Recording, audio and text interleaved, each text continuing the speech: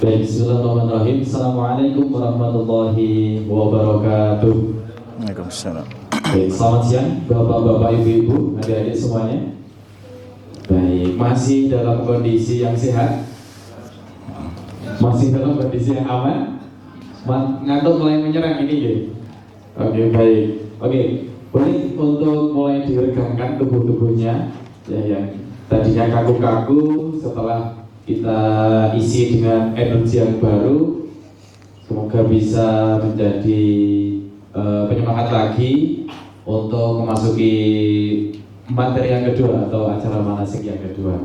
Dan juga silakan Bapak dan Ibu peserta manasik pada kesempatan hari ini untuk mengambil teh ataupun kopi yang tersedia sebelum nanti acara kita lanjutkan ke manasik teknis. Baik, terima kasih Bapak dan Ibu masih setia dalam acara manasik ini. Dilanjutkan untuk acara manasik yang kedua. Kita lanjutkan manasik teknis yang nanti akan dijelaskan terkait teknis keberangkatan dan juga nanti terkait teknis ibadahnya baik yang di Makkah ataupun di Madinah. Sebelumnya untuk yang di sebelah kiri ini adalah jamaah menggunakan maskapai Malaysia Airlines semua, gitu Bapak-bapak. Baik, untuk yang sebelah kanan menggunakan Saudi, gitu. Untuk yang sebelah yang depan Bapak menggunakan pesawat nantinya Turki, Pak, plus Turki ya. Gitu, insyaallah baik. Baik Ustaz, untuk yang di peserta kali ini kita ada beberapa keberangkatan. Yang di sebelah kanan kita itu insya Allah nanti berangkat menggunakan pesawat Saudi, nanti landingnya di Jeddah gitu. Kemudian untuk yang di sebelah kiri kita itu para hadirin yang berangkat menggunakan maskapai Malaysia Airlines, nanti startingnya melalui Yogyakarta, ada city tournya di Malaysia dan juga langsung ke Madinah. Kemudian untuk Bapak nanti ke Turki dulu. Baik, seperti itu untuk selanjutnya terkait manasik teknisnya kami serahkan sebelumnya terkait waktu dan juga materinya kami persilakan kepada Ustaz Abdul Latif untuk mengisi materi pada kesempatan siang hari ini. Oh, minta Ustaz Joni ya? Ustaz Joni atau siapa?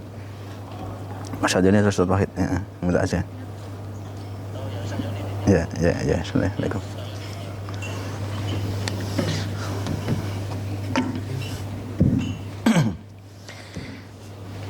Bismillahirrahmanirrahim. Assalamualaikum warahmatullahi wabarakatuh.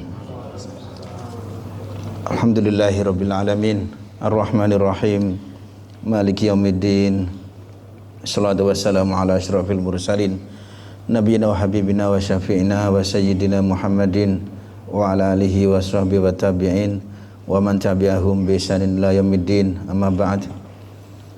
Dumateng bapak-bapak, ibu-ibu, adik-adik semua hadirin hadirat rahimakumullah. Puji syukur kepada Allah Subhanahu wa taala atas semua limpah nikmat dan karunia-Nya, khususnya nikmat iman, nikmat Islam, sehat serta sempat. Salawat dan salam semoga tercurah kepada beliau Rasulullah sallallahu alaihi wasallam, kepada keluarga, sahabat dan semua yang mengikuti sunnah-sunnahnya hingga yaumul qiyamah. Semoga kita termasuk umat beliau yang mendapat syafaatnya yaumul qiyamah. Amin. Bapak Ibu sekalian, insya Allah pada sesi yang kedua ini kita akan menjelaskan tentang teknis keberangkatan umroh. Terkait dengan teknis ini Bapak Ibu, kita ambil satu sampel program perjalanan. Namun nanti secara umum Bapak Ibu, insya Allah program perjalanan yang ada seperti itu kira-kira agendanya, baik ketika di Madinah maupun ketika di Makkah. Secara umum sama di Madinah maupun di Makkah. Hanya mungkin ada sedikit perbedaan. Mungkin bagi Bapak dan Ibu yang tidak menggunakan pesawat Malaysia Airlines, nanti ada jalan-jalan di Kuala Lumpur. Kemudian bagi Bapak yang tidak plus Turki, nanti ada tour di Turki. Turki ini memang negara yang enak Bapak Ibu, enak dipakai untuk jalan-jalan. Bagus, pemandangannya bagus, kemudian tempat-tempat sejarahnya pun juga banyak di sana, baik terkait dengan peninggalan-peninggalan, situs-situs peninggalan Islam yang lama itu ada banyak di sana. Dan Turki ini memang satu negara yang di antara dua benua, Asia dan Eropa.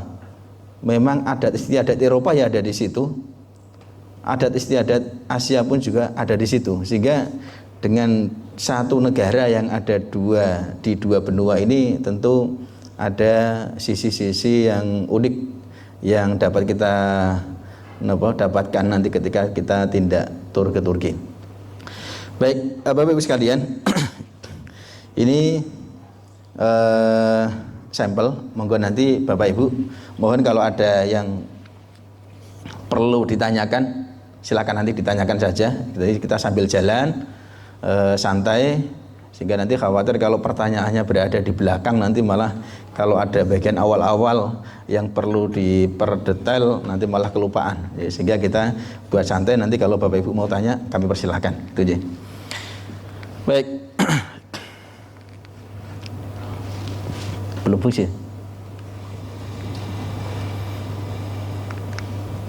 Nah, baik, Bapak Ibu sekalian, informasi umum. Yang pertama terkait koper nanti yang akan dibagasikan, khusus Bapak Ibu semua nanti bisa dikumpulkan di hari H, hari H, dan hari H langsung di bandara. Hari H langsung di bandara. Kemudian Bapak Ibu, mandap mawon, terkait berat bagasi.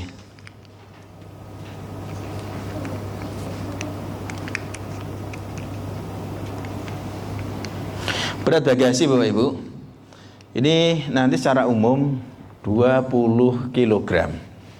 Berat bagasi secara umum 20 kg.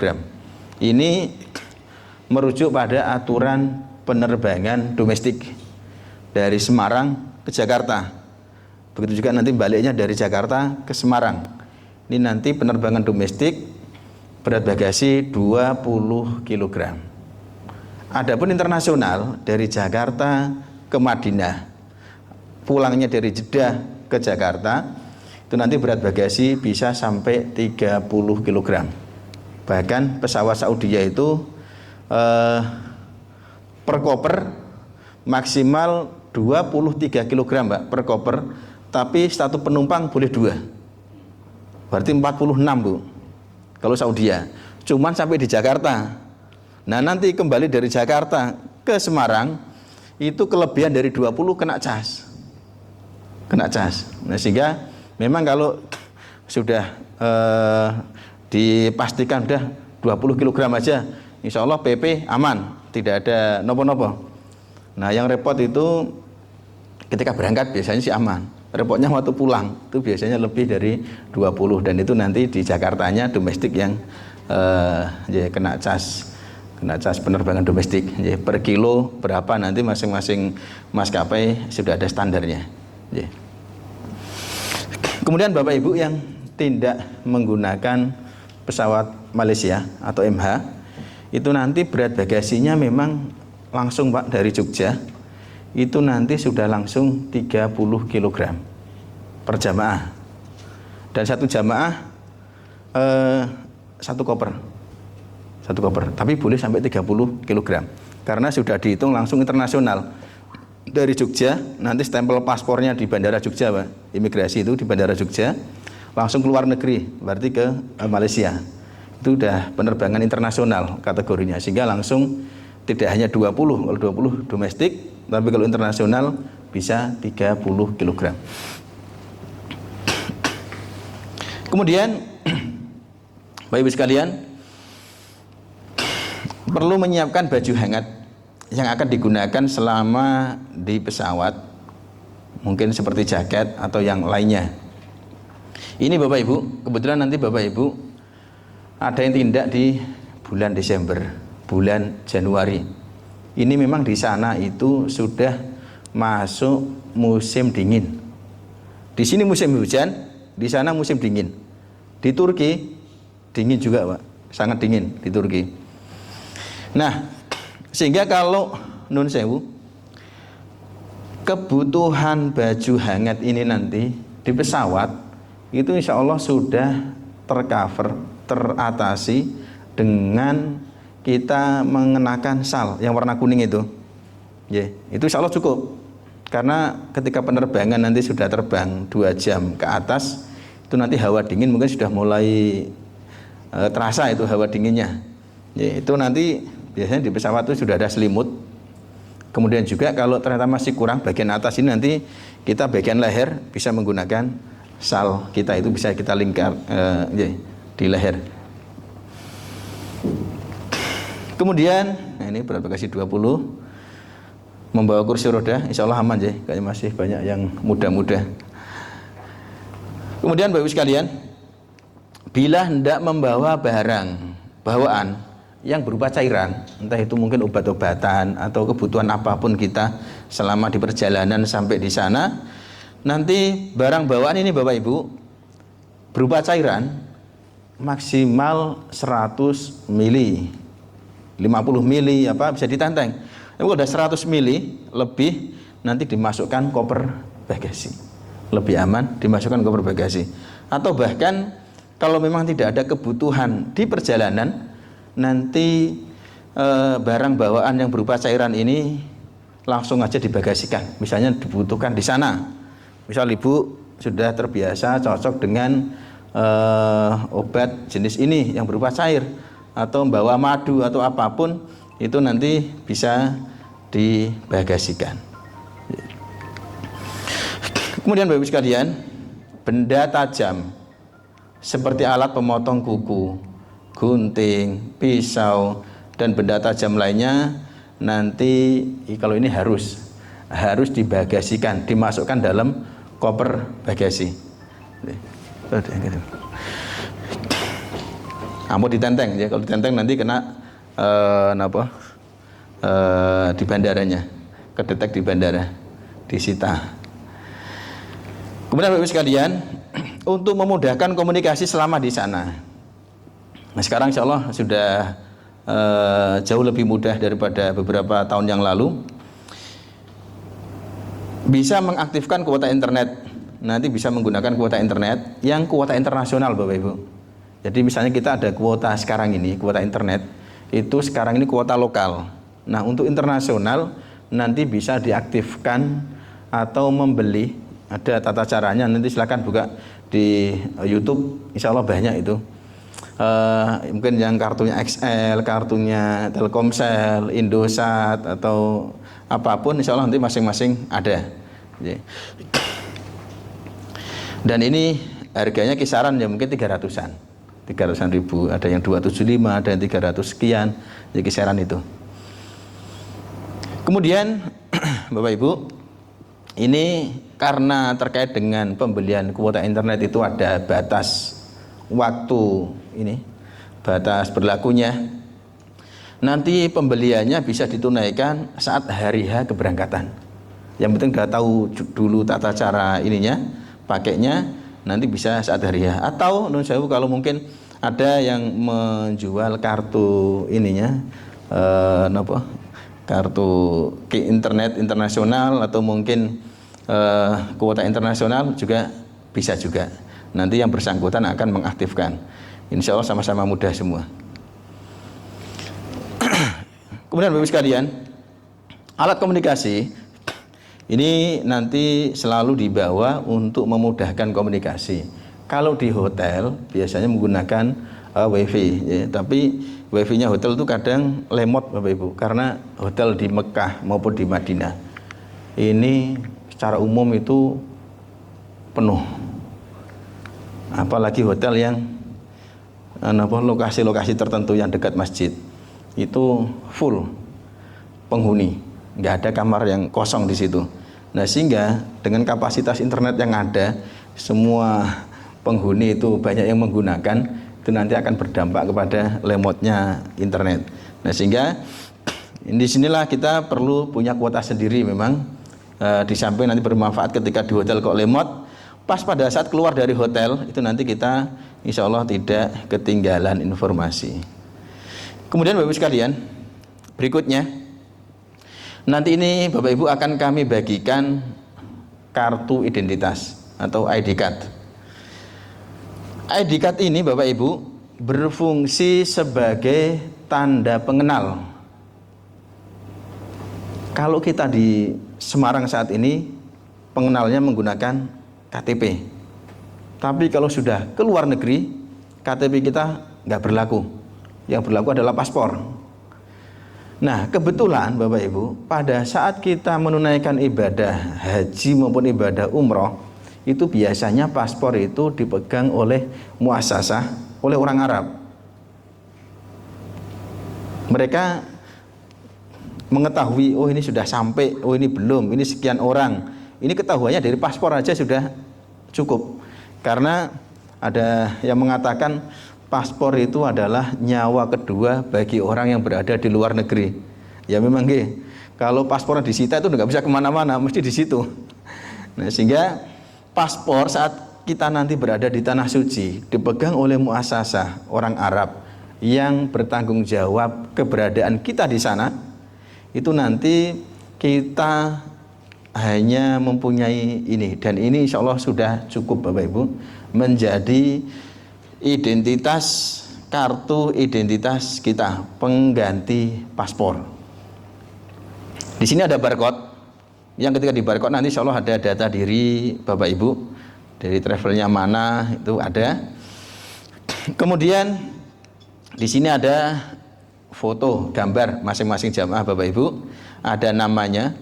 Kemudian di balik sini Bapak Ibu, di balik kartu ini juga nanti ada nomor-nomor telepon petugas kami, baik yang ada di tanah suci maupun yang ada di tanah air.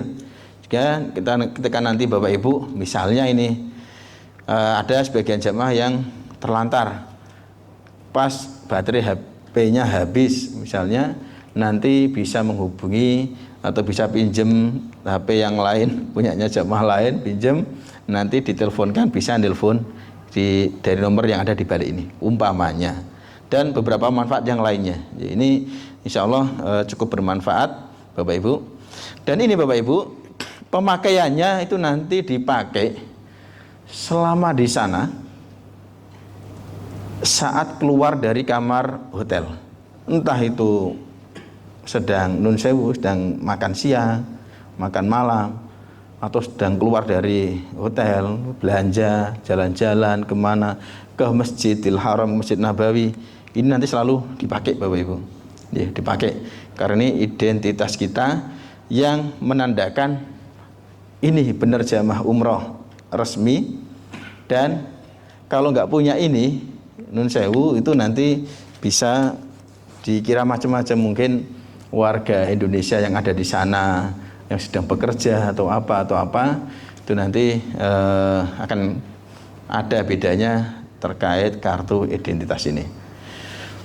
Kemudian Bapak Ibu, kartu identitas ini nanti akan kita bagikan kalung, ya, kalungnya untuk ini kartu identitas. Satu kalung Bapak Ibu nanti bisa juga digunakan untuk ngalungkan buku Indonesia doa gantungan. Ya, doa gantungan kemarin kan dibagikan tanpa ada talinya. Nah, ini nanti tali ID card ini bisa juga sekalian digunakan untuk nempel ke doa gantungan. Jadi cukup satu kalung, tapi isinya beberapa item yang diperlukan. Ya. Kemudian jamaah wanita yang dimuhramkan insya Allah sekarang sudah cukup longgar. Nah Bapak Ibu sekalian, ini gambaran ketika di bandara, insya Allah kita semua sudah maklum, sudah tahu. Sehingga ini nanti semua penumpang akan melewati alat detektor ini, dan semua barang bawaan akan melewati alat detektor ini. Nah, mana tadi barang-barang yang tidak diperbolehkan untuk dibawa, nanti otomatis akan kedetek di sini, ya. Akan kedetek di sini. Kemudian tentu kalau itu ketahuan, itu biasanya nanti akan disita di bandara, sehingga akan lebih aman kalau barang-barang tadi tidak dibawa atau dibagasikan. Ini, nah Bapak Ibu, ini adalah gambaran seragam secara umum, baik bapak-bapak, ya, meskipun ini tidak harus seperti ini, ya, bebas. Ini hanya selera umumnya jamaah, baju bapak-bapak seperti ini, baju koko, ibu-ibu seperti ini. Kemudian Bapak Ibu, nanti masing-masing Bapak Ibu itu ketika di bandara, bandara domestik ya sekalipun, nanti standar kami di Nur Ramadan, nanti Bapak Ibu akan kami masukkan lounge di dalam bandara, ya. Karena Nun Sewu, ada banyak orang ketika mau tindakan itu ketika di rumah itu belum kerso makan, tidak mau minum, meskipun haus, meskipun lapar, itu pengen makan tuh hilang seleranya. Tapi nanti kalau sudah jalan 50 meter keluar dari rumah, 100 meter keluar dari rumah, itu rasa-rasa itu baru muncul. Oh yuk, sebetulnya kerasa ngeles juga ini. Nah ini nanti Bapak Ibu, insya Allah pada saat di bandara ini kita ada siapkan lounge. Ini memang cukup penting Bapak Ibu. Memang tidak semua penyelenggara menyediakan lounge ini. Ada yang nasi kotak, ada juga tidak ada sama sekali ada. Dan ini memang terkait kebutuhan fisik Bapak Ibu. Ini perlu kita perhatikan. Apalagi nanti tindaknya Bapak Ibu ini, perjalanan itu adalah tempatnya istirahat. Justru puncak dan intinya ketika di sana. Memang harus maksimal, harus rajin, harus semangat. Nah, ini kalau fisiknya terjaga bagus, baik, tentu tujuan utama kita beribadah umroh, insya Allah akan bisa tertunaikan dengan baik dan maksimal. Ya. Nah, ini gambaran Bapak Ibu di lounge. Setidaknya nanti bagi Bapak dan Ibu yang tidak menggunakan MH pesawat Malaysia, nanti di Jogja langsung akan dibagikan di samping boarding pass, tiket penerbangan, juga akan dibagi paspor sekalian, kemudian buku panduan, kemudian juga ID card tadi, itu di Jogja di bandara. Kemudian Bapak Ibu yang tindak dari Semarang, nanti pun ini nanti akan kami bagikan, cuma di Semarang nanti dibagi boarding pass. Untuk yang lain-lainnya nanti akan dibagikan ketika di Jakarta, ya, bareng dengan jamaah yang dari cabang yang lainnya. Kemudian Bapak Ibu, ini informasi ketika berada di Masjid Nabawi maupun di Masjidil Haram. Nah, Bapak Ibu, ini napa tas napa Ibu? Oh, tas sandal. Tas sandal, tapi kalau untuk sandal kebesaran. Kok ya macamnya gue tas oleh-oleh gitu. Mancing. Bapak Ibu sekalian, ini adalah tas sandal. Tas sandal. Memang sandal itu perlu dikasih wadah identitas. Karena kalau biasa nggak ada wadahnya Bapak Ibu, ini mudah hilang. Hilangnya itu karena bisa jadi faktor diri kita yang lupa tadi meletakkannya di rak sebelah mana. Karena rak yang berada di Masjidil Haram maupun di Masjid Nabawi ini jumlahnya ribuan. Wong tiang Masjid Nabawi saja itu jumlahnya lebih dari 2000 tiang.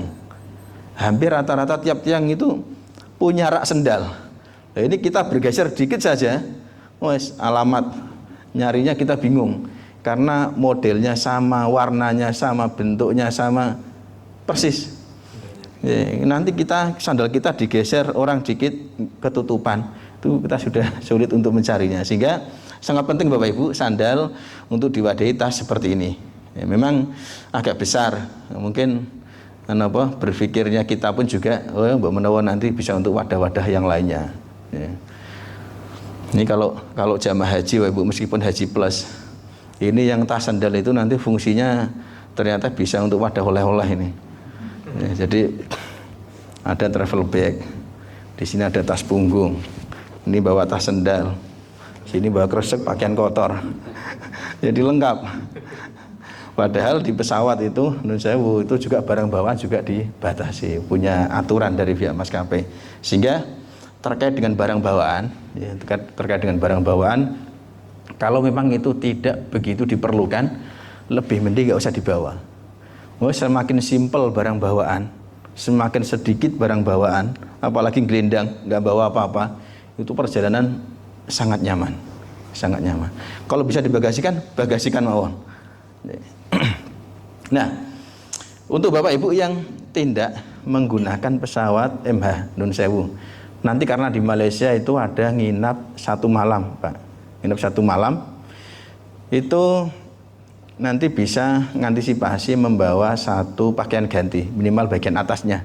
Jadi nanti memang saat keberangkatan kita mengenakan seragam Nur Ramadan, semua mengenakan seragam Nur Ramadan, karena itu yang menjadi identitas kawan-kawan di bandara, tiap-tiap daerah yang nanti kita transit, itu nanti tidak mengenali kita dari wajah, belum kenal, tapi dari seragam yang dikenakan.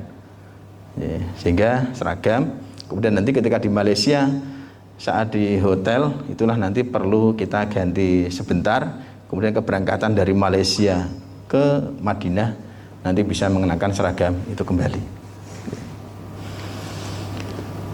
Kemudian Bapak Ibu sekalian, sajadah. Nah, sajadah ini juga sama, antara perlu dan nggak perlu. Perlu kalau memang itu kita sholatnya berada di luar, apalagi di luar halaman. Jadi, kalau di halaman masih lumayan bersih, sering dipel halaman. Tapi kalau udah di luar halaman itu dipel, cuman kadang-kadang. Nah, ini kalau ada sajadah memang cukup membantu. Tapi kalau bagi Bapak dan Ibu yang ketika berada di Madinah maupun di Mekah, itu maksimal sholatnya datang ke masjid lebih awal, ini insya Allah tidak diperlukan, tidak kepakai. Nah, Bapak Ibu, nanti di bandara, bagi Bapak Ibu yang menggunakan MH, nanti dibagi di Jogja, yang Bapak Ibu menggunakan Garuda maupun SV, nanti dibaginya di Jakarta. Ini buku panduan perjalanan. Di sini Bapak Ibu, nanti ada data diri dan foto masing-masing peserta grup umroh tersebut. Kemudian nanti di dalamnya, di sini juga ada selembaran yang cukup penting, yaitu informasi waktu sholat. Informasi waktu sholat. Ini sangat penting untuk diketahui, karena waktu sholat di Arab Saudi itu hampir tiap hari perubahannya lumayan. Jelas beda waktu, beda menit, kadang-kadang sampai jauh menitnya. Nah, ini untuk mengukur kita nanti perlu berangkat ke masjid mungkin jam berapa. Ya, itu cukup penting kalau kita mengetahui jadwal waktu sholat. Nanti insya Allah informasi ada di sini.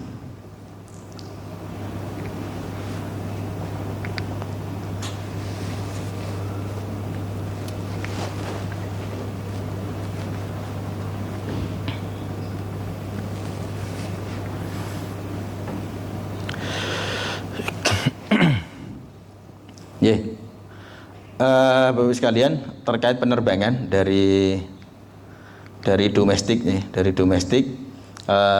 ini nanti sudah tertera di masing-masing program perjalanan Bapak Ibu sekalian. Itu informasi sudah valid sesuai dengan jadwal penerbangan yang ada sekarang. Kalaupun toh nun sewu, nanti kadang-kadang ada perubahan dari pihak maskapai, nanti akan memberi informasi. Kadang-kadang, ya, jadi nanti perkembangan informasi sementara ini yang kita buat sebagai pegangan. Kalau pun nanti ada perkembangan informasi baru, nanti tentu akan langsung kami sampaikan.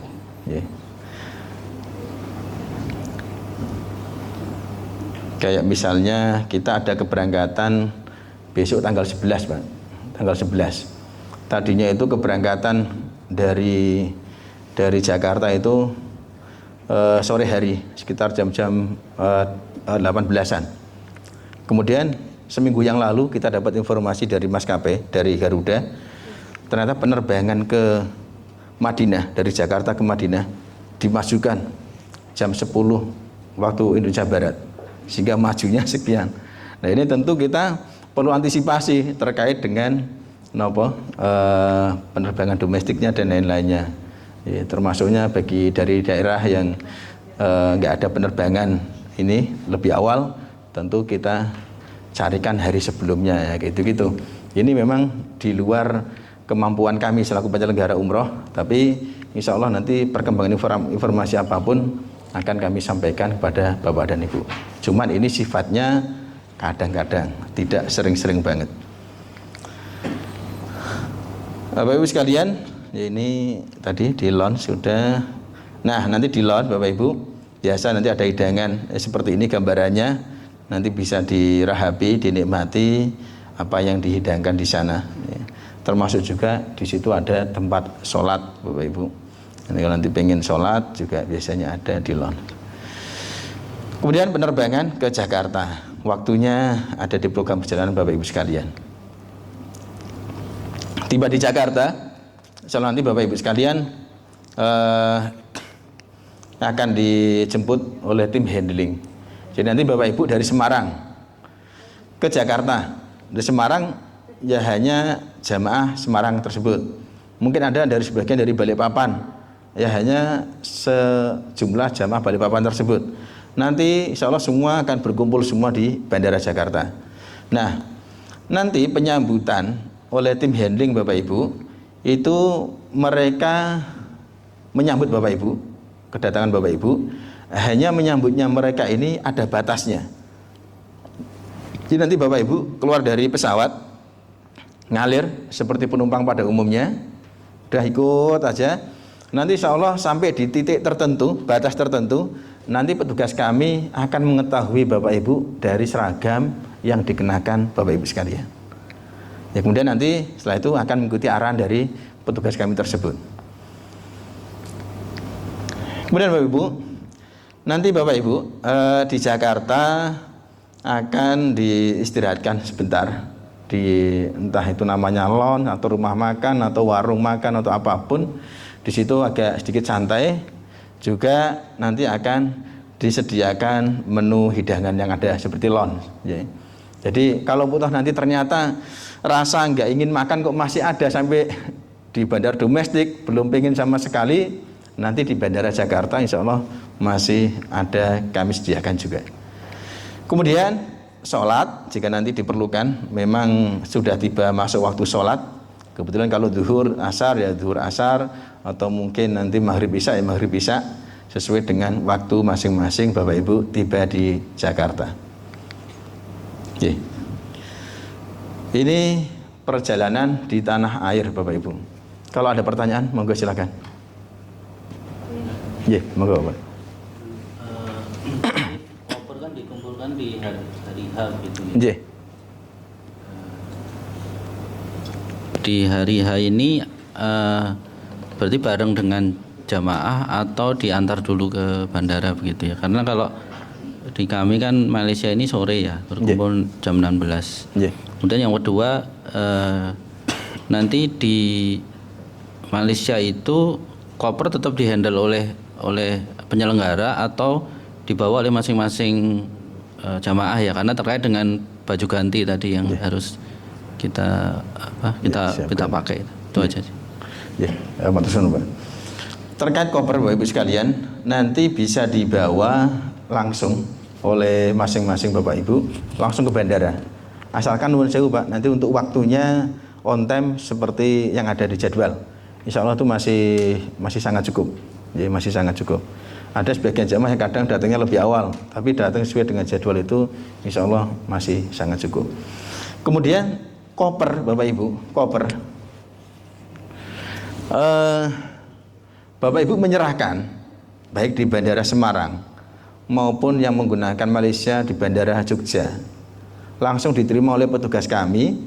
Nanti kami akan serahkan kembali pada saat Bapak Ibu sudah tiba di Tanah Suci, sudah di hotel, sehingga selama perjalanan dari Semarang ke Jakarta, Jakarta ke sana, nanti cukup serahkan di Semarang, nanti Bapak Ibu di Jakarta tidak perlu menghandle bagasi. Begitu juga Bapak Ibu yang menggunakan pesawat Malaysia Airlines, serahkan pada petugas kami di Bandara Jogja, Kemudian nanti akan ketemu kembali Bapak Ibu ketika sudah di Hotel Madinah. Di Hotel Madinah. Sehingga nanti terkait pakaian ganti itu nanti ditenteng mohon Pak. Bisa menggunakan nun sewu, tas, punggung atau travel bag. Itu nanti bisa dikondisikan.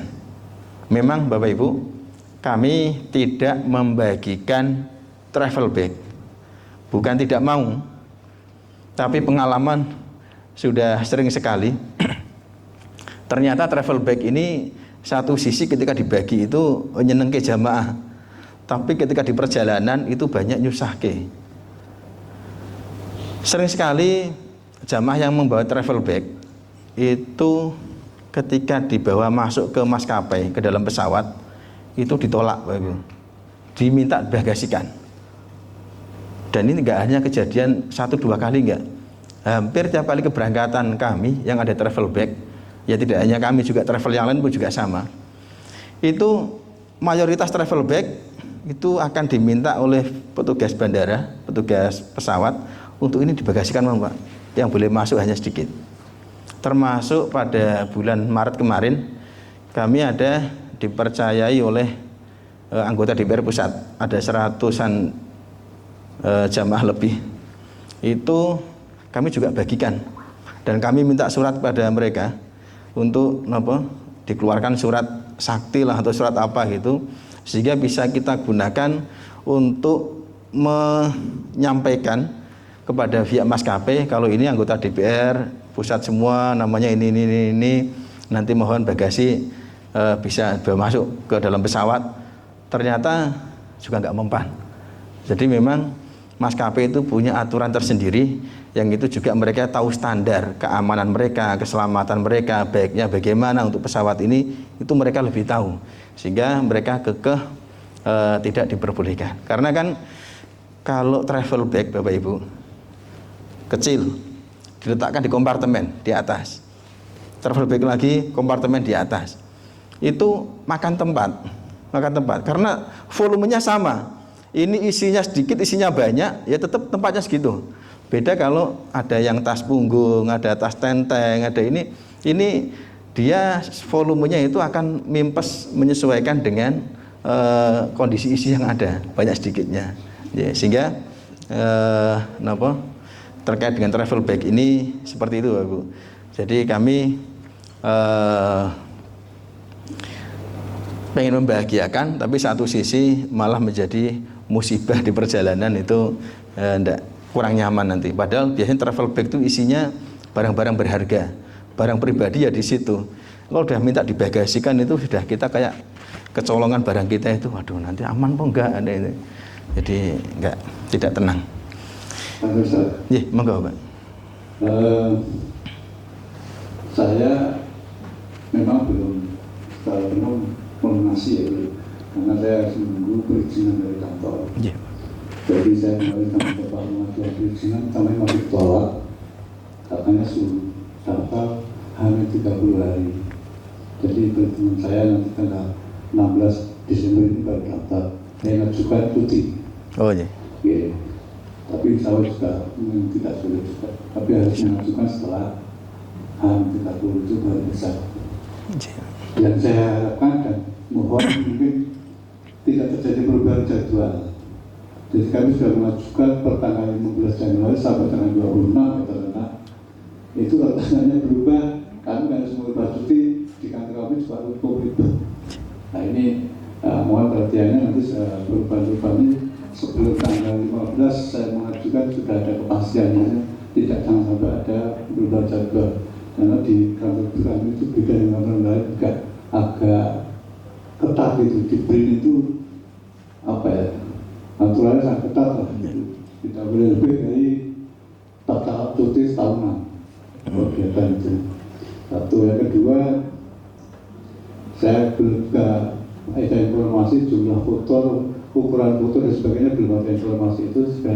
Kalau sudah ada informasi akan segera saya siapkan. Dan ketiga, jamaah dari Semarang belum ada yang lain selain saya, gitu Pak. Oh. Belum, nah nanti saya sendiri rasanya di mana belum ada aja ngomong-ngomong gitu ya. Kemudian saya mau motor lagi, jadi nanti prosesnya ke Turki dulu baru umroh itu ya? Atau umroh dulu setelah umroh baru Turki itu? Ustaz, terima kasih. Ya, sama-sama Pak. Ya, matur nuwun Bapak atas pertanyaannya. Yang pertama terkait dengan jadwal penerbangan. Jadwal penerbangan di kami Pak di Ramadan itu secara tanggal hari itu fix, sudah valid. Ya, sudah valid. Karena memang Nur Sewu, terkait keberangkatan masing-masing penyelenggara ini punya cara yang berbeda. Ada penyelenggara yang itu Nun Sewu siap tombok dulu di awal dengan mendp, membooking seat penerbangan yang ada di tanggal itu, sehingga terkait keberangkatan ini lebih valid dibanding penyelenggara. Ada penyelenggara kumpulkan jamaah dulu, kemudian nanti dikasih ancer-ancer, nanti keberangkatannya kapan?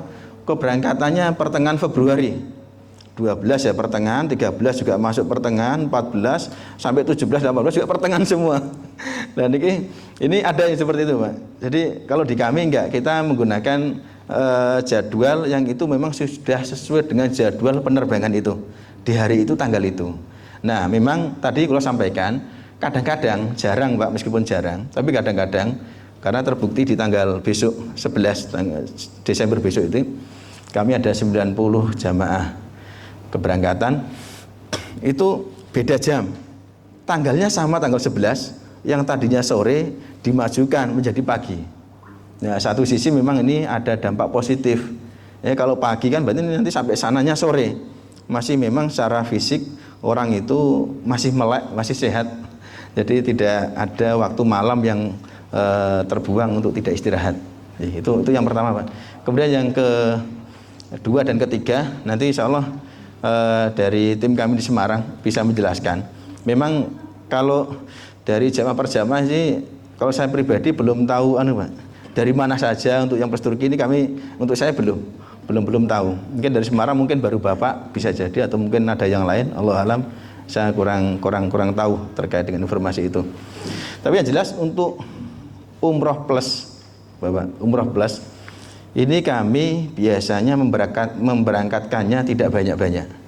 Ya rata-rata maksimal 30-an. Maksimal 30-an.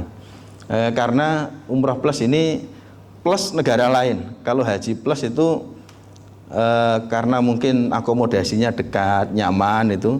Kalau umroh secara umum cukup nyaman. Tapi kalau umroh plus ini plus negara lain itu secara prosedur, kepengurusan dan lain-lain memang kalau jamaahnya banyak-banyak lumayan perlu waktu tersendiri dan effort tersendiri. Satu lagi, jadi ketika saya browsing mendapatkan Nur Ramadan ini kan saya juga melihat posisi hotel dengan masjid dan sebagainya tidak dipertimbangkan saya, sehingga ketika ini sangat dekat dan sebagainya, sehingga saya akhirnya ikut daftar di Nur Ramadan itu. Jadi saya berharap untuk tidak berubah setelah Jasana bintang 5 ini total bintang 3 dan sebagainya kan. Saya sudah punya pengalaman pada 2018 kemarin umroh pada bintang lain di Mekah, dan itu tidak sesuai dengan yang dipromosikan, yang dijadwalkan di hotel ini, ternyata beda, dan akhirnya menjadi jidar terutama saya betul-betul ya akhirnya protes kan, ini tidak sesuai dengan janji yang Anda dulu pada kami bahwa hotelnya ada bintang ini, ternyata di sini enggak. Ya akhirnya sangat daripada rame, saya dan teman-teman 22 orang waktu itu tidak bisa pindah dari hotel yang apa adanya itu, akhirnya dibonus Pak, dibonus ke tokai pakainya itu. Jadi kami diganti karena hotelnya tidak sesuai yang dijanjikan. Ini mudah-mudahan nanti di Ramadan itu tidak terjadi. Terima kasih. Insyaallah. Matur suwun Pak.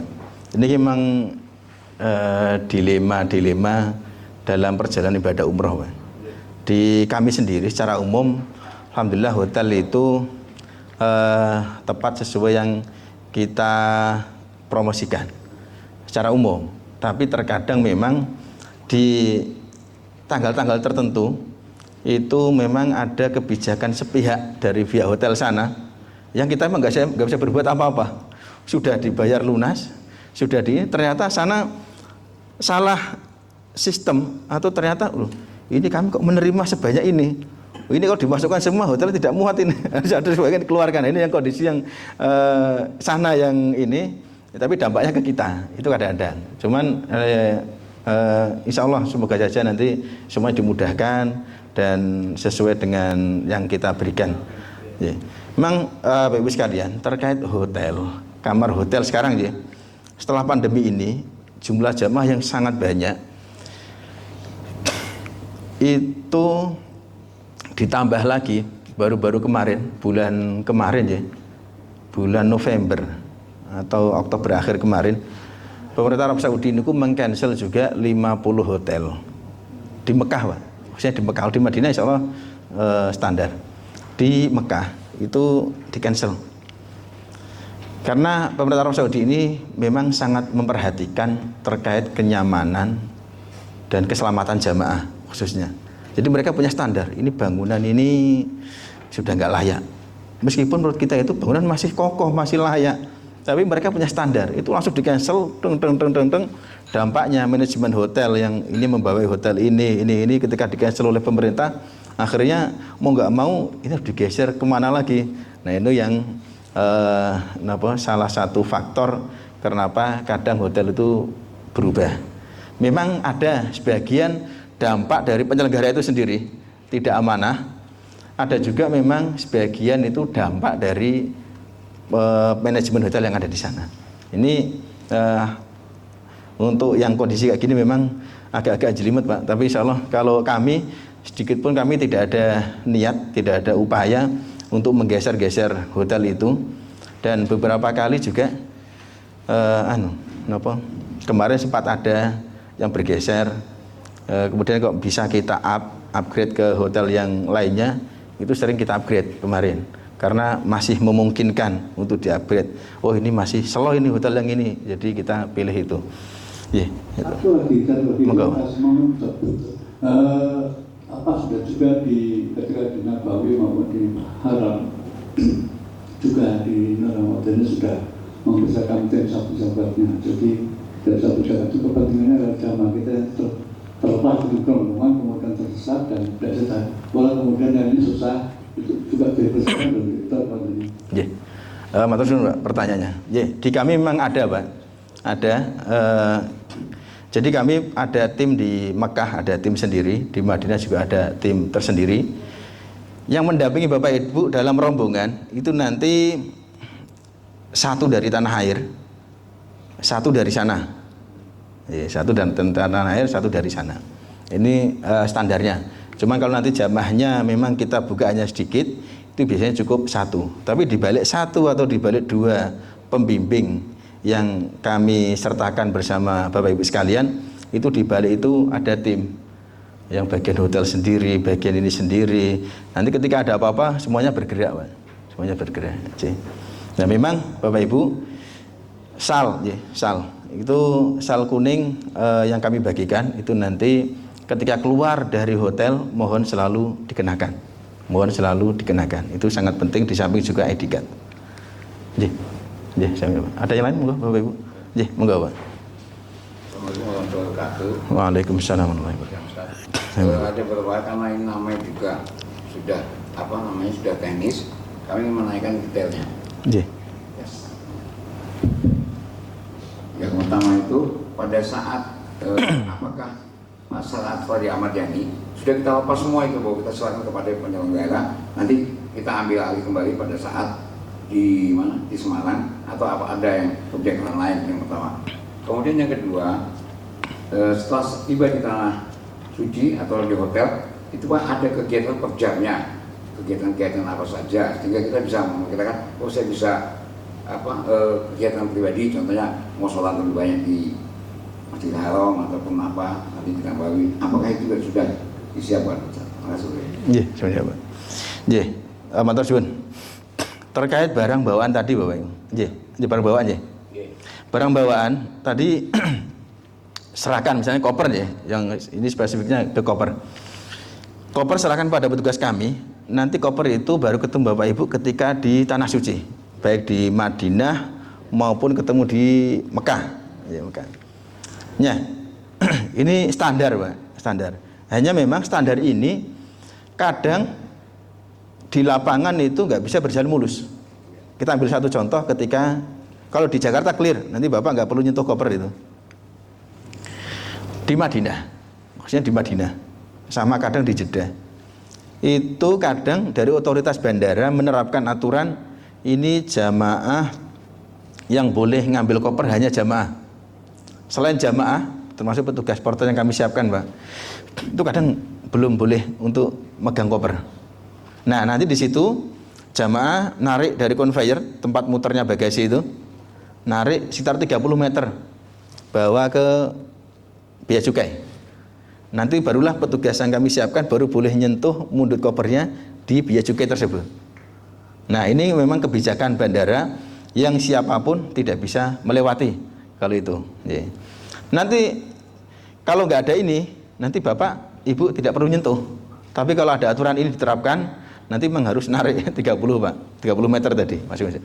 Setelah itu nanti udah sampai bea cukai, nanti porter kami yang akan menghandle, termasuk yang membawa ke bis, masukkan ke dalam bagasi bis, nurunkan dari bis, naikkan ke hotel, itu nanti sudah terhandle oleh petugas kami semua. Ya. Kemudian Bapak Ibu, standarnya juga kami itu menyerahkan koper itu di depan pintu kamar masing-masing Bapak Ibu. Standar kami serahkan koper di depan pintu kamar hotel masing-masing Bapak Ibu. Hanya standar ini memang perlu waktu Pak. Perlu waktu karena petugas itu nanti perlu mendata. Misalnya satu rombongan ini 40 jamaah. Oh, atas nama Bapak A, didata dulu kopernya nomor sekian. Bapak B, kamar nomor sekian. Bapak C, kamar nomor sekian. Baru nanti setelah didata semua itu perlu waktu juga. Kemudian akan dikirim ke masing-masing lantai. Masing-masing lantai. Nah, biasanya itu terkait dari bawah, semua koper akan diletakkan di satu lantai tertentu yang di situ menjadi kamar mayoritas jamaah.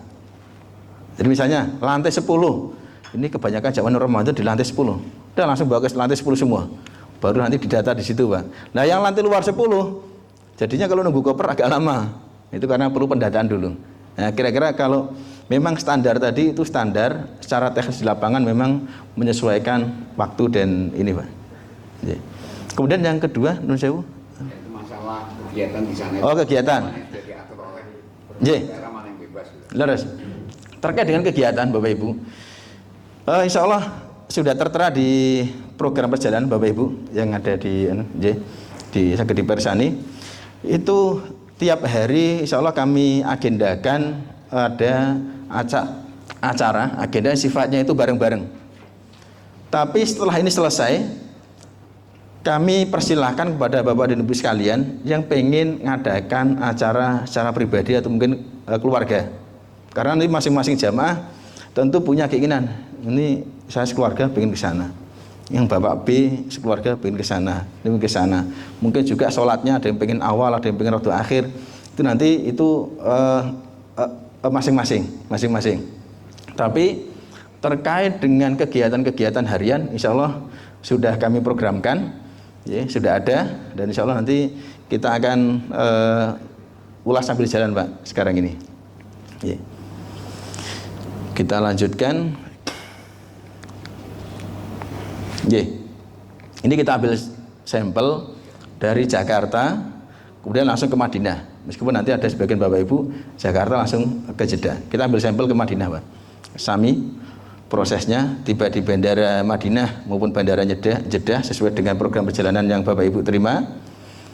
Kemudian nanti Bapak Ibu akan antri imigrasi Pak. Gambarnya seperti ini, antri imigrasi.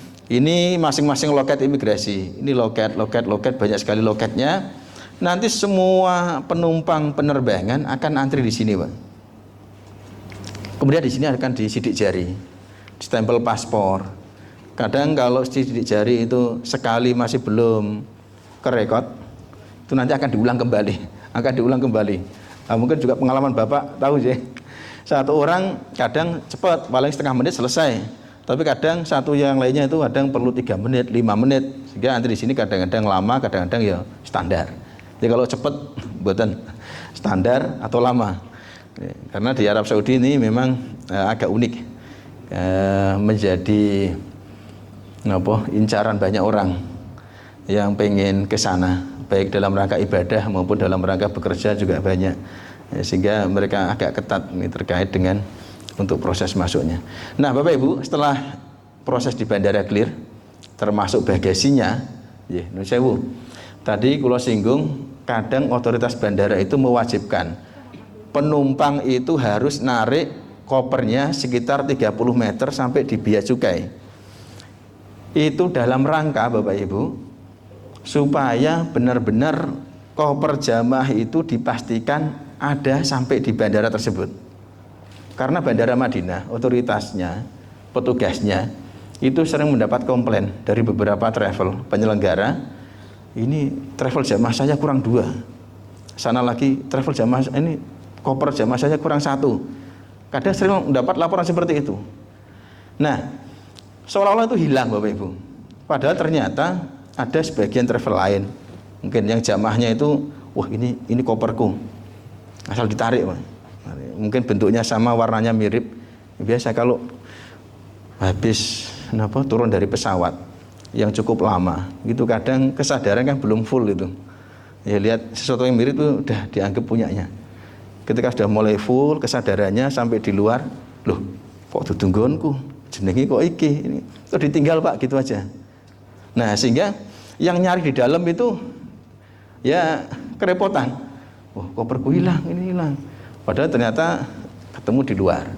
Ya kalau pas diletakkan gitu aja, ada yang beramal soleh sehingga menunjukkan pada jamaah yang datang. Kalau misalnya agak dipinggir-pinggirkan, itu nanti bisa dianggap hilang. Padahal enggak. Nah, sehingga disitulah otoritas Bandara Madinah kadang mengharuskan semua penumpang itu wajib narik kopernya masing-masing.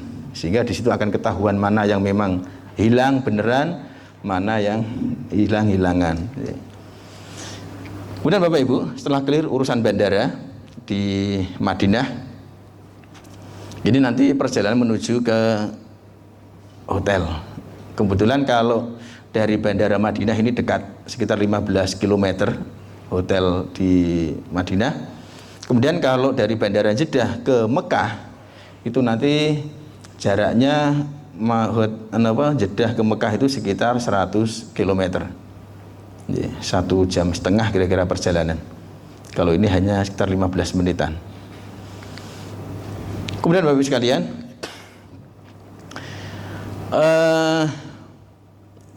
hotel Bapak Ibu, hotel ini di Madinah.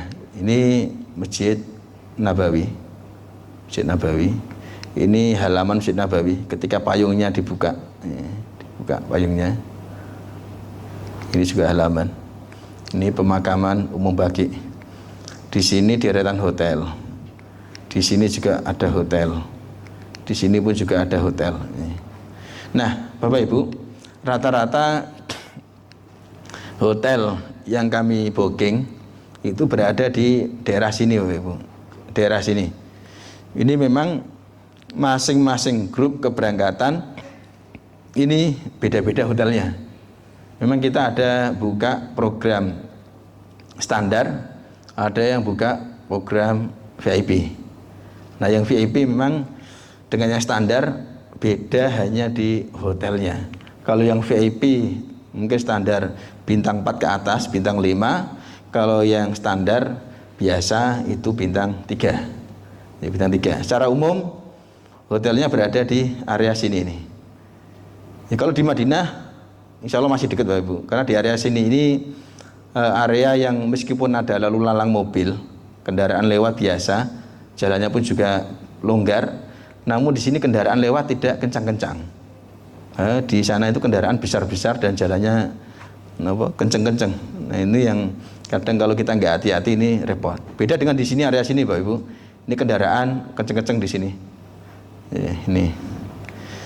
Nah, sehingga kita pilih di area sini, insya Allah juga cukup nyaman. Niki hotel Madinah. Kemudian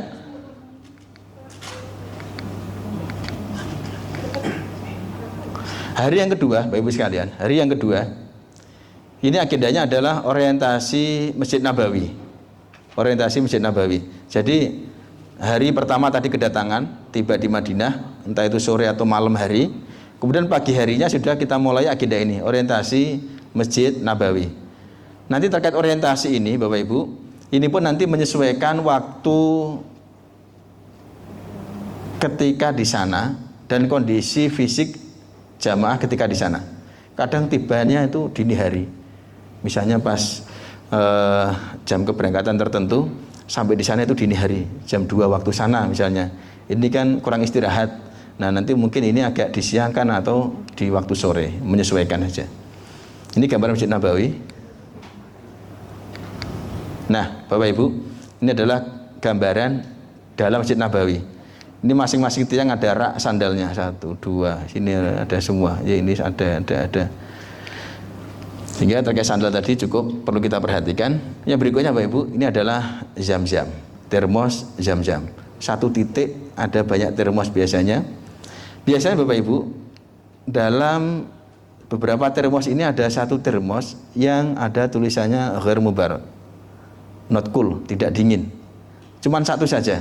Nah, ini nanti Bapak Ibu kalau minum zam-zam ya, lebih aman yang zam-zam ini. Apalagi nanti ini musim dingin ya, orang Indonesia atau dari Asia Tenggara secara umum nanti lebih pas minum air ini yang tidak dingin. Ini agak hangat. Kalau orang Eropa, orang Afrika, orang Arab itu suka dingin-dingin. Entah itu musim dingin ataupun enggak, itu kalau enggak dingin itu enggak mantap. Meskipun ada juga orang kita yang minum kalau enggak dingin pun juga kurang mantap ya. Bapak Ibu, ini termasuk nanti agenda yang akan kita agendakan ke Raudhah. Kemudian juga mengunjungi makam Nabi Shallallahu Alaihi Wasallam. Ini makam Nabi, makam Abu Bakar, makam Umar. Bareng-bareng, bapak-bapak semua, ibu-ibu juga ada waktunya tersendiri. Nah, ini nanti Bapak Ibu, ini yang perlu daftar di sistem. Sudah kita daftarkan. Nanti Bapak Ibu tinggal mengikuti informasi dari pembimbing. Ya. Waktunya kapan, jam berapa, itu nanti insya Allah akan diumumkan lebih lanjut. Ini gambaran di Raudhah Bapak Ibu, gambaran di Raudhah. Jadi yang bisa masuk di sini sekarang itu memang sudah terdaftar, memang dia terjadwal di waktu dan jam tersebut. Kalau belum waktunya, mereka belum boleh masuk untuk saat ini. Ini makam Baqi. Nah, hari berikutnya Bapak Ibu, nanti pagi hari setelah sarapan pagi ada agenda ziarah kota Madinah, city tour kota Madinah. Di antaranya yang pertama kita kunjungi adalah Masjid Quba, nanti bareng-bareng menggunakan kendaraan bis. Kemudian yang kedua nanti Bapak Ibu kita ajak ke Masjid Qiblatain. Ya.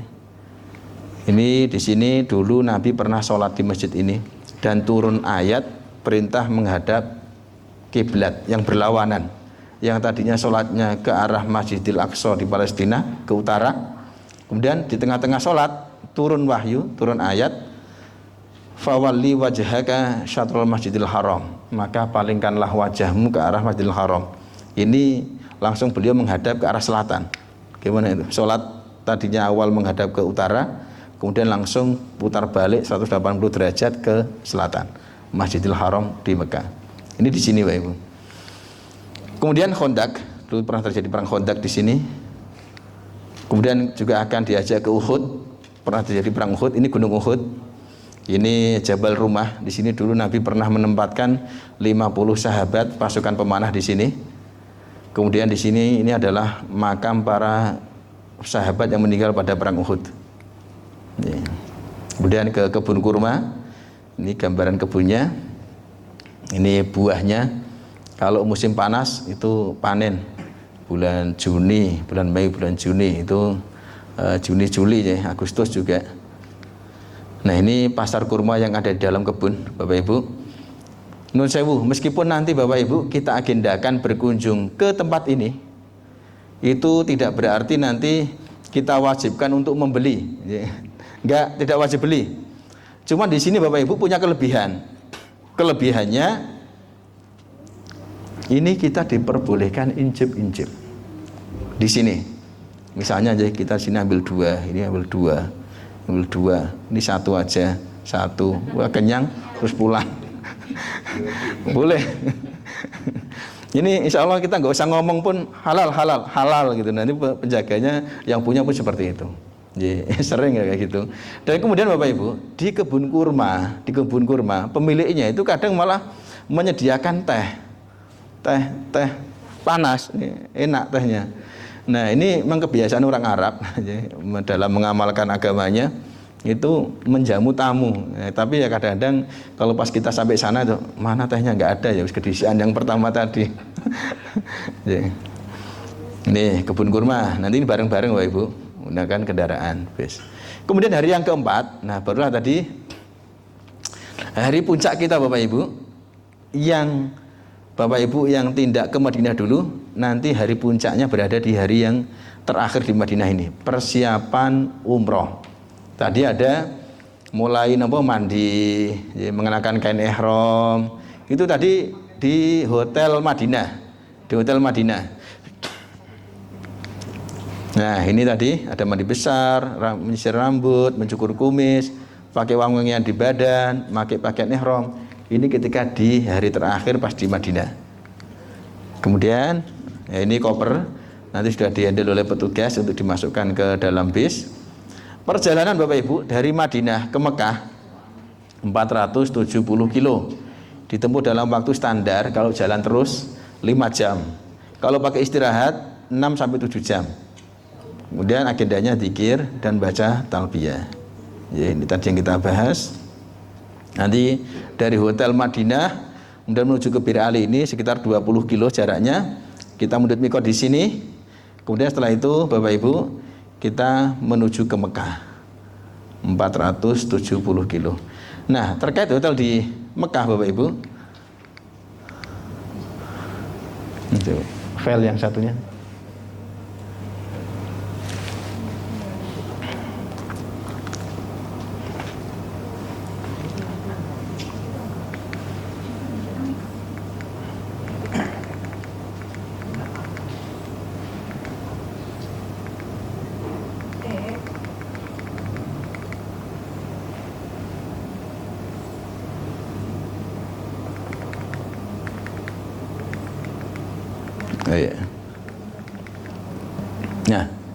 Nah, ini nanti Bapak Ibu yang tindak dengan menggunakan pesawat Malaysia, nanti di Kuala Lumpur ada ini Pak, City Tour di Kuala Lumpur.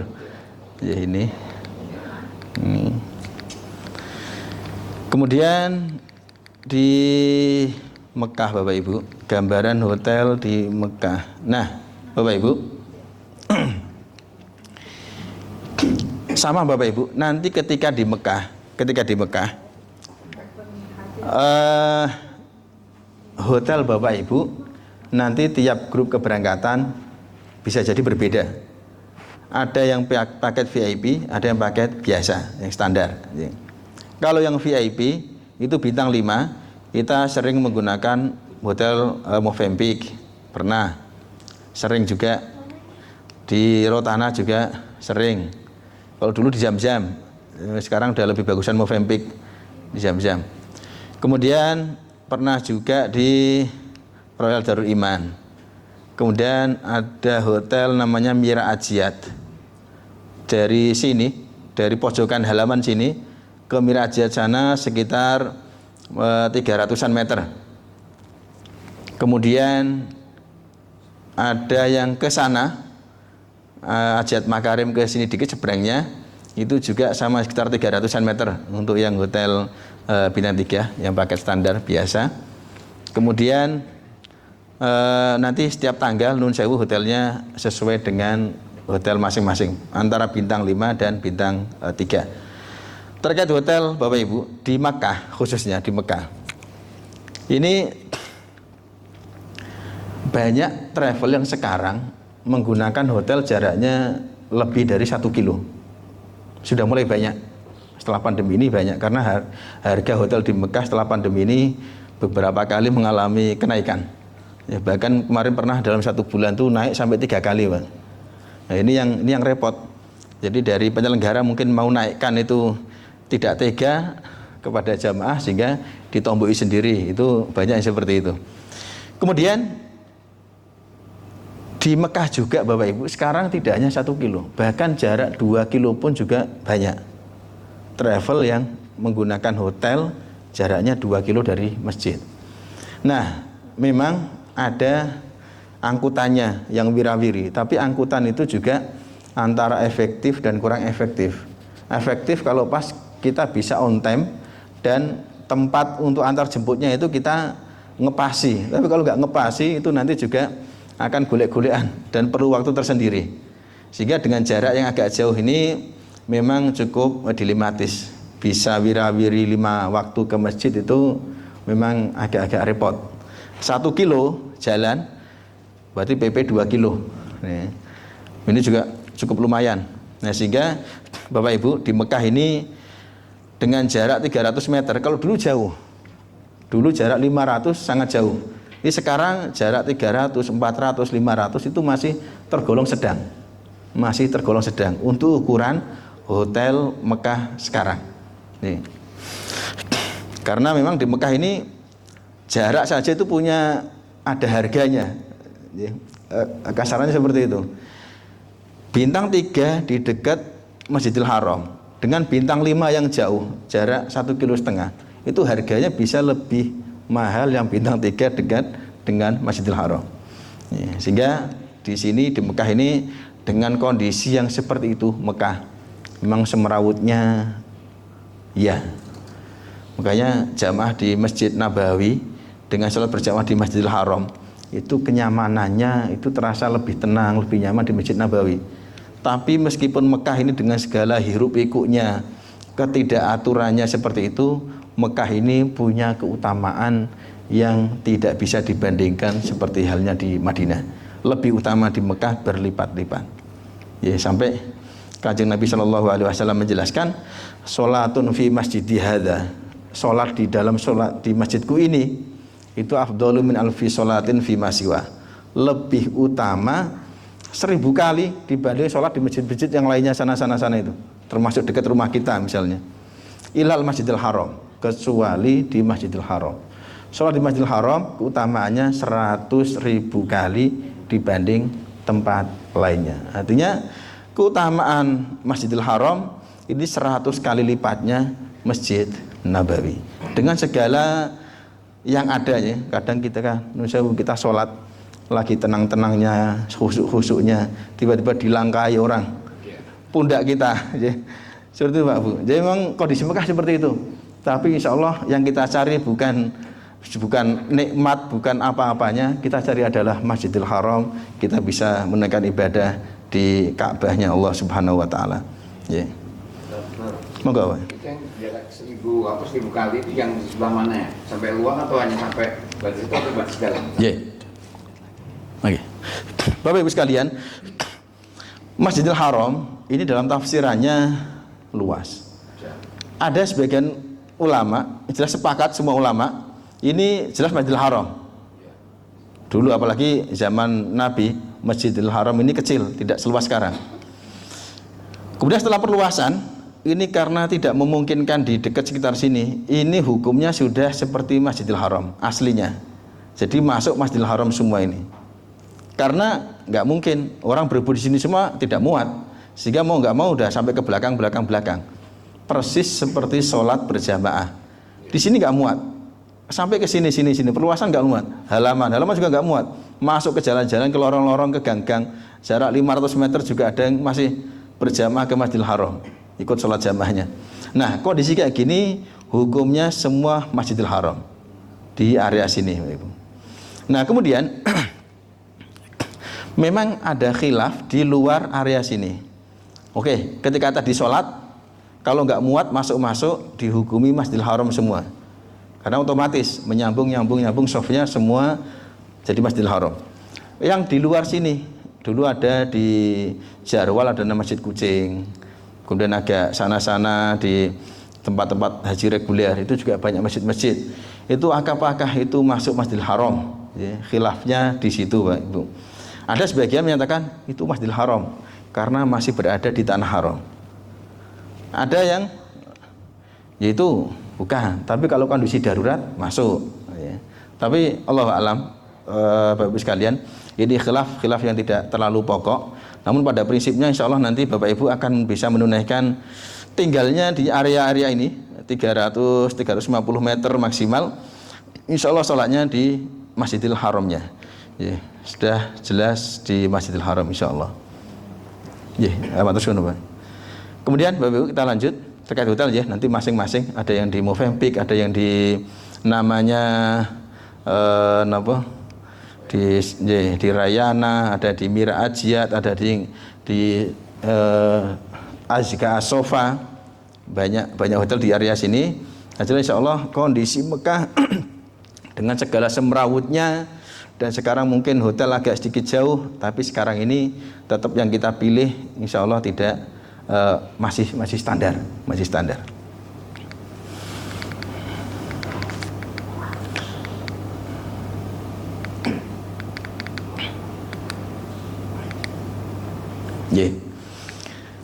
Tawaf, sa'i selesai malam hari dini hari. Kemudian esok harinya Bapak Ibu itu tidak ada agenda bersama-sama, karena malam itu kurang tidur, mayoritas jamaah itu perlu pemulihan, recovery secara fisik supaya bisa pulih kembali tenaganya, fisiknya, sehingga bisa digunakan untuk menunaikan ibadah pada keesokan harinya. Kemudian hari berikutnya Bapak Ibu, kita agendakan ziarah kota Mekah. Yang pertama kita akan kunjungi Nun Sewu, Jabal Thur. Ini dulu ada guanya di sini di puncak gunung. Kanjeng Nabi juga pernah singgah di gua ini selama 4 hari bersama Abu Bakar ketika hijrah dari Mekah menuju ke Madinah. Berdua singgah ke sini, dikejar-kejar oleh orang-orang kafir Quraisy pada mencari seantero Mekah, nggak dapat, ketemu. Sampai pernah ada sekelompok kafir Quraisy itu sampai ke atas ini Bapak Ibu, berdasarkan telapak kaki. Nah, jadi dulu itu sudah ada orang itu punya keahlian luar biasa, nggak punya alat canggih, tapi mereka itu ada yang punya ilmu khusus. Ini telapak kaki orang usia sekian, lagi tergesa-gesa, lagi agak takut, lagi ini, mereka tahu dan bisa membaca itu sehingga telapak kaki itu sampai ke atas misalnya. Itu ada dari dulu. Ini Jabal Thur. Kemudian nanti kita akan diajak ke Jabal Rahmah, bareng-bareng juga menggunakan bis ke Arafah. Kemudian ini gambaran Arafah kalau pas musim haji, kalau pas musim umroh kayak tadi, lengang seperti ini Bapak Ibu. Kemudian kita nanti akan diajak ke Musdalifah juga, meskipun kita nggak ada ritual prosesi ibadah di sini, namun ini untuk haji. Tapi insya Allah kita umroh akan ke sini untuk city tour, ya, mengetahui oh ini Musdalifah, oh ini Mina. Ini tenda Mina Bapak Ibu tidak pernah dikukut. Ini tenda tahan api. Dengan cuaca Arab Saudi lebih dari 50 derajat kalau pas musim panas. Ini bisa tahan sampai 50 tahun. Padahal kalau pakaian kita dijemur 5 hari saja, itu nanti di Mekah itu setelah itu kita pegang, kita tarik gini sudah robek. Ini 50 tahun karena saking panasnya. Nah, Bapak Ibu sekalian, city tour dari pagi sampai siang. Setelah itu siang, sore, malam, nanti agendanya Ibu, Bapak itu masing-masing. Ya, sholat berjamaah, pengen sekeluarga, monggo bareng-bareng. Kalau pengen jalan-jalan di sekitar hotel, monggo juga masih ada waktu. Kalau pengen didampingi sama petugas atau pembimbing, pengen apa, insya Allah nanti bisa disampaikan, dikomunikasikan. Jadi ada agenda yang sifatnya bersama-sama, ada agenda yang sifatnya itu kita bebaskan.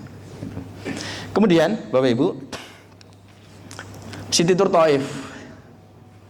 Taif nanti hanya khusus untuk Bapak Ibu yang menggunakan pesawat Malaysia, karena secara waktu ini yang paling memungkinkan. Adapun bagi Bapak dan Ibu yang menggunakan Garuda, Saudia dan lainnya, mungkin nanti ini tidak ada waktu. Jadi City Tour Mekah tadi langsung hari berikutnya itu persiapan check out.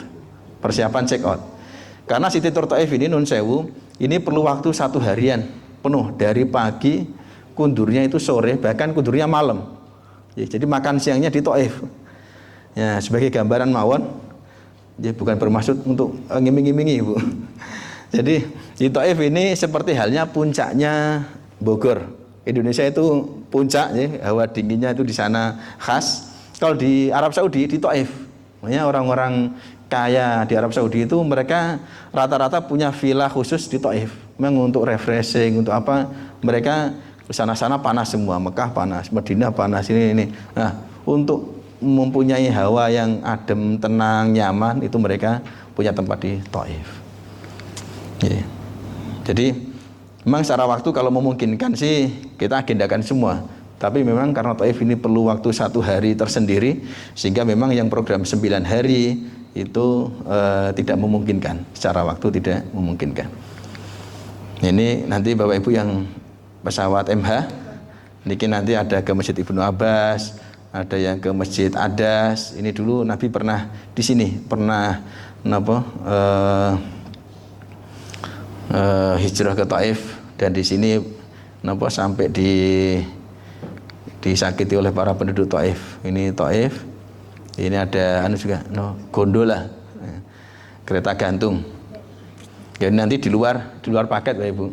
Ini nanti masing-masing, karena ada yang fobia ketinggian, ada yang ini, sehingga ini kita bebaskan mawon. Artinya tidak include yang ini. Kalau mau naik juga monggo, silakan bisa. Kalau enggak juga tidak apa-apa, nanti nunggu di sini. Ini nanti akan ke Qornul Manazil. Qornul Manazil itu salah satu mikot yang jauh dari kota Mekah. Ini biasa dari penduduk Mesir. Nah, Bapak Ibu, untuk yang hari terakhir, nanti yang 9 hari itu nanti setelah ziarah Mekah tadi, City Tour Mekah, itu langsung hari yang ke ini, persiapan persiapan check out, ada tawaf wada dan lain-lain. Meskipun tawaf wada, Bapak Ibu, ini sama halnya seperti tawaf sunnah. Jadi hanya tawaf 7 putaran, kemudian sholat 2 rakaat di belakang makam Ibrahim. Dalam umroh tawaf wada ini beda hukumnya seperti halnya haji. Kalau haji hukumnya wajib tawaf wada, tapi kalau umroh mayoritas ulama mengatakan tidak wajib. Artinya nggak wada juga sah, mau wada juga sah. Terus wadanya gimana? Status hukumnya seperti tawaf sunnah. Memang kita dianjurkan memperbanyak ibadah tawaf ketika di Masjidil Haram. Nah, ini nanti City Tour Jeddah, Bapak Ibu. Nah, maka ini hari yang ke-11 ini untuk yang MH. Jadi ada selisih waktu 2 hari memang bisa digunakan tadi. Nah, check out dari Hotel Mekah menuju ke Jeddah. Nanti koper dihandle oleh petugas kami. Kemudian nanti di Jeddah masih ada City Tour tambahan. Salah satunya nanti akan ke niki Kornes, ke Balat. Niki juga sambil menunggu proses ke bandara Jeddah. Ini Bapak Ibu, ini program yang Madinah dulu. Adapun bagi Bapak dan Ibu yang programnya Mekah dulu, nanti teknisnya dari Jakarta langsung ke Jeddah, Jeddah ke Mekah menggunakan ibadah umroh. Kemudian agenda di Mekah tadi ada City Tour dan lain-lain. Nanti setelah selesai selama 4 hari di Mekah, baru kemudian ke Madinah. Nah, ini nanti di bandara kepulangan. Ini kalau pakai pesawat MH.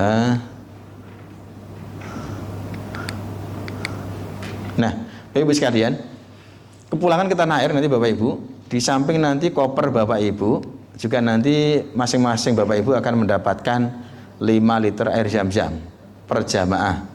Nanti dalamnya seperti ini, luarnya berupa kemasan kardus. Kemasan kardus. Mungkin ada sebagian jamaah yang kadang itu botoli sendiri, pakai botol aqua, kemudian dimasukkan koper. Tapi ini secara aturan sebenarnya tidak diperbolehkan secara aturan. Tapi petugas di bandara itu tahu. Jadi nuraninya yang lebih muncul dikedepankan daripada aturan yang ada. Asal kira-kira kalau pecah ini aman, cuma di koper ini aja, mereka loloskan. maka berakhirlah program perjalanan ibadah umrah Bapak dan Ibu sekalian. Sampai sini ada pertanyaan Bapak Ibu? Monggo. Sampun. Nanti sekira ada pertanyaan lanjutan nanti bisa disampaikan kepada petugas kami di kantor atau mungkin nanti via WA. Insya Allah untuk sekarang ini cukup mudah komunikasi. Demikian Bapak Ibu dari saya. Sekira ada kekurangan mohon dimaafkan. Akhirul kalam. Assalamualaikum warahmatullahi wabarakatuh.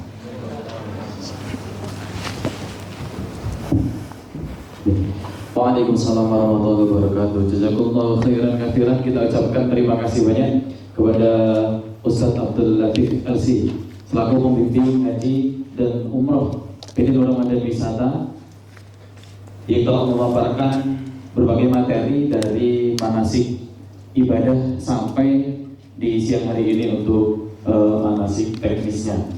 Kami ucapkan terima kasih juga kepada Bapak dan juga Ibu yang telah berkenan hadir pada acara manasik ini. Semoga acara manasik ini dapat berkenan di hati hadirin dan juga kita semuanya, sehingga menjadikan niatan ke depan untuk beribadah umroh itu menjadi semakin yakin, semakin mantap, dan semoga untuk perjalanannya diberikan kelancaran sampai ke pulangan hati. Amin, Allahumma amin.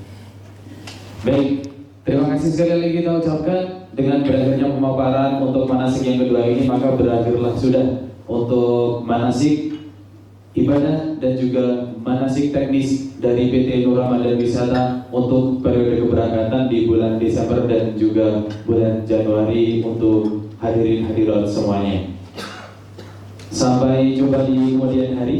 Maka sebelum acara kita tutup bersama, saya di sini sebagai pembawa acara meskinya banyak kesalahan dalam membawakan acara dan juga memohon maaf atas segala kekhilafan yang telah saya lakukan atau saya katakan. Sekali lagi mohon maaf yang sebesar-besarnya. Maka marilah kita tutup bersama dengan membaca doa kafaratul majelis. Bismillahirrahmanirrahim. Subhanakallahumma wa bihamdika asyhadu an la ilaha illa anta astaghfiruka wa atubu ilaik. Amin.